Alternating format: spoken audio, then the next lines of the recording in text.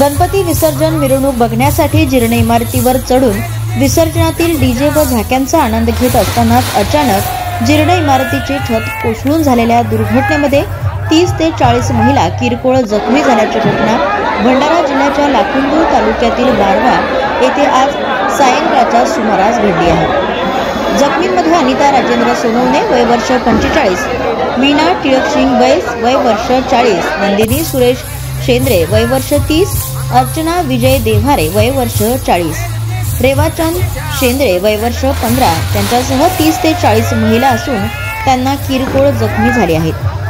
बारवापेठ येथे सार्वजनिक गणेशोत्सव मंडळाच्या वतीने गणेशोत्सव मोठ्या धूमधडाक्यामध्ये साजरा करण्यात आला। 10 दिवस विविध प्रकारचे कार्यक्रम साजरे करण्यात आले।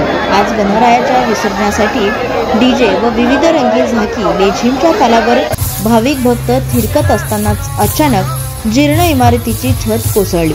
टिनाचे शेड खाली अनेक महिला उभ्या होत्या, त्यांच्यावर टिनाचे शेड कोसळले। मात्र सिमेंटचे छताखाली टिनाचे शेड असल्यामुळे 9 महिला किरकोळ जखमी झाल्या आहेत। लगेच जमावाने सर्व टिनाचे शेड उचलून धरले व जखमींना तत्काळ उपचारासाठी प्राथमिक आरोग्य केंद्र बारवा येथे दाखल करण्यात आले। अनिता रवींद्र सोनवणे, रिया रेवाचंद शेंद्रे, नंदिनी सुरेश शेंद्रे या महिला व मुलींना जास्त मार असल्यामुळे लाखांदूर येथील ग्रामीण रुग्णालयात हलविण्यात आले आहे।